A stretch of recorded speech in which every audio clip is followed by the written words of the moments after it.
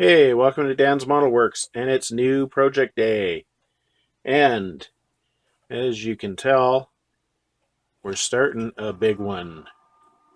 We have the 148 scale Focke Wulf-200C Condor by Trumpeter. I've had this one for about 8 or 9 years, something like that, maybe a bit longer.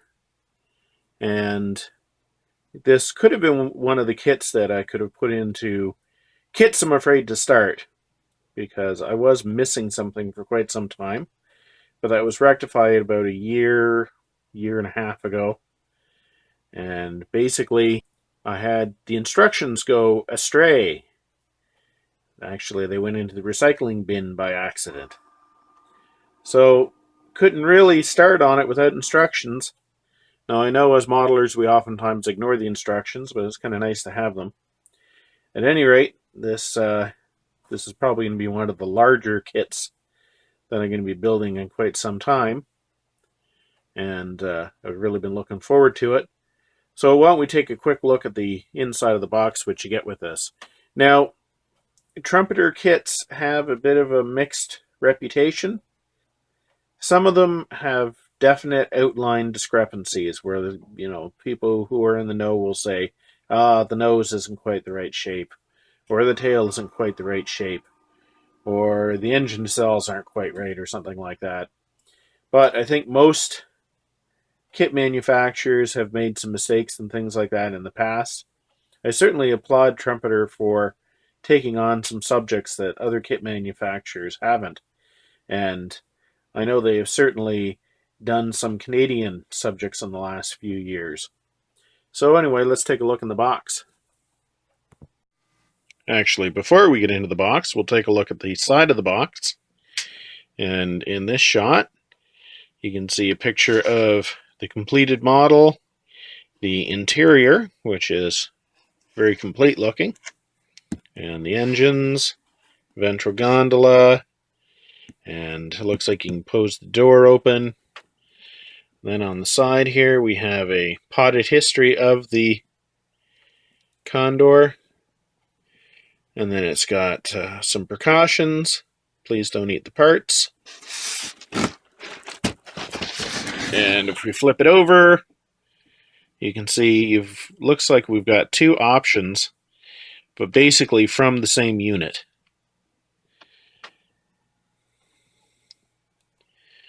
There we go. Now let's take a look inside. So if I can get it open. Now we got it open.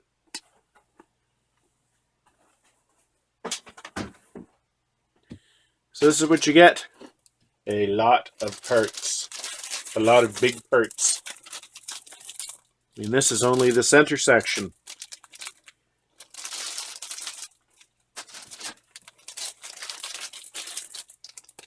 Here are the wings. And we have the painting guide in full color, which is kind of nice. This obviously is where the swastika is supposed to go. I might have to either create some or source some from somewhere.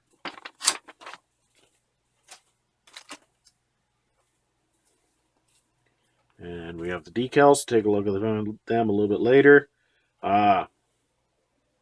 So we have some kind of sort of swastikas here.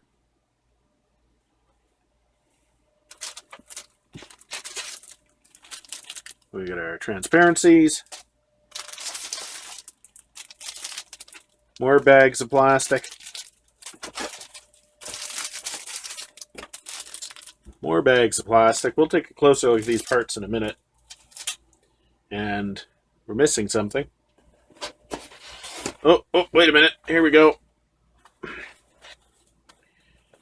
Inside this little cardboard tube, we have the fuselage halves, and which is kind of nice. It's nice to see that they took the precaution of armoring it.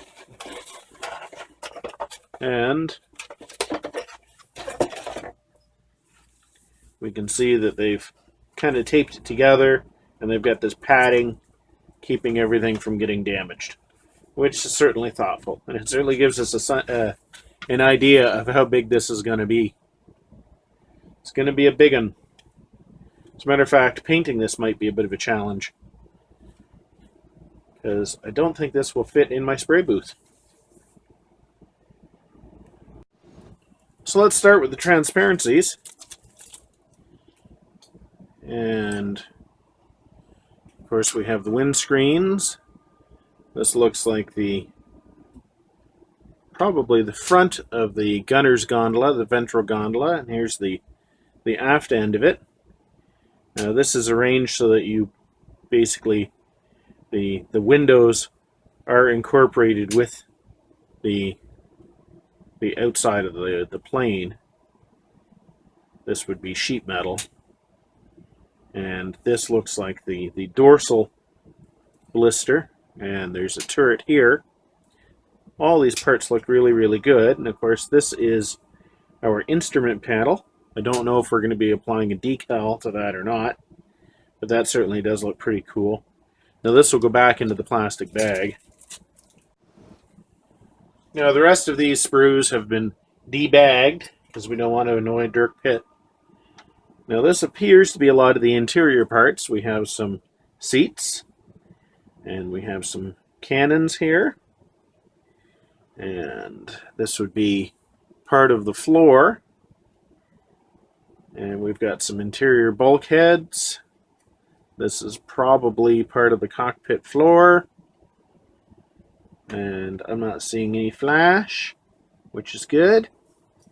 And looks like the ejector pin marks are in fairly unobtrusive locations on the backs of parts or the underside of parts. That's good.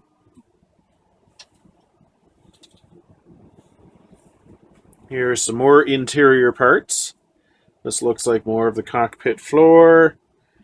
This is more of the rear floor. This looks like it's probably the middle part of that ventral gondola. And this, a good guess, this would be the rudder. And we've got some more bulkheads here. All these look really, really nice. We have, I'm assuming this is the tail wheel.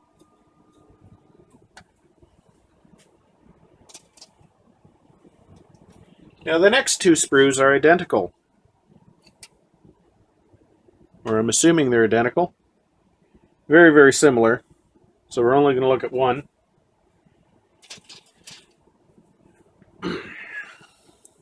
So we've got two of the propellers and two engine sets here. I'm assuming that you add this to this to come up with an engine, two engine, four engines total. And we've got one of the main landing gear tires. And I'm not sure what these boxes are here, but there seems to be an awful lot of them inside the plane. And the engine cowlings, some of the bombs.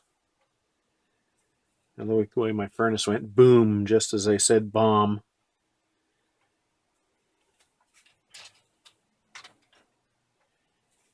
Now here we have the wings. And it's difficult to get the whole wing into the camera frame. Now, it looks like there's a stagger of the joints in that the center section comes out to here. Basically goes from here to here, which is good because that'll probably give us a really good strong wing, which given the size of this is something we're definitely going to want. And it looks like all of our flaps and ailerons are going to be separate. That's going to be cool. And I don't see any ejector pin marks here on the top surfaces. They're all underneath. Oh boy, look how many ejector pin marks there are. Which is fine, because they're underneath. That's the way to do it. Play the guitar on your MTV. I'm liking this. And here is our other wing sprue. So this one has the center section, and then it has the outer panels separate. This, I'm assuming, is our nose. This would be our door. Once again, a ton of ejector pin marks, but they're all on the underside.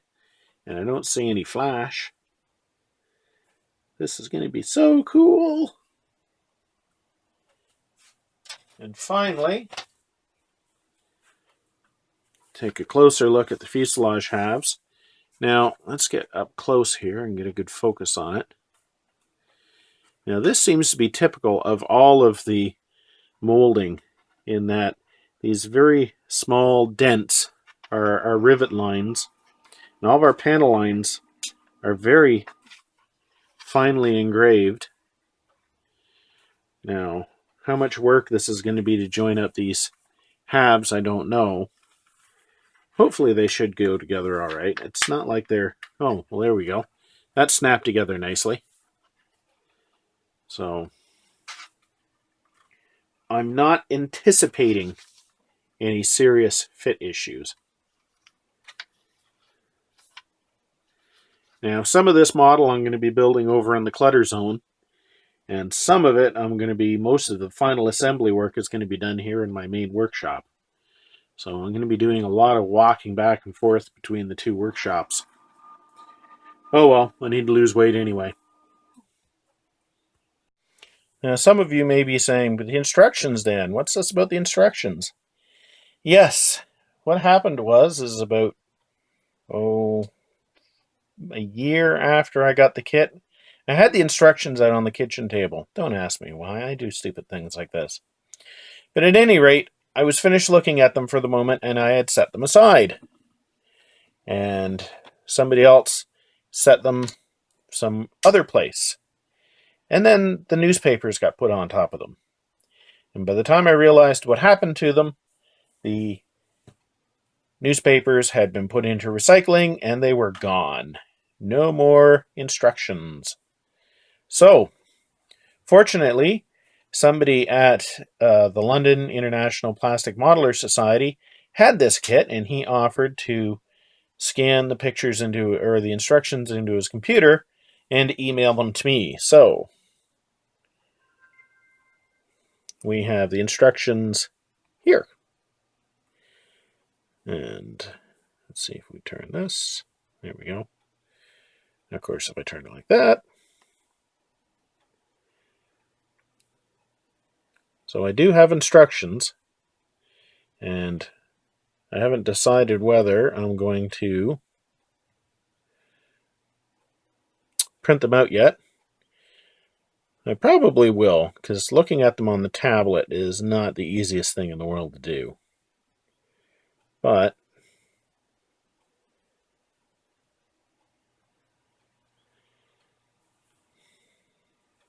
there we go. This gives you some idea of... This is going to be very annoying. At any rate, I do have instructions, and it's a good chance I will be printing them out.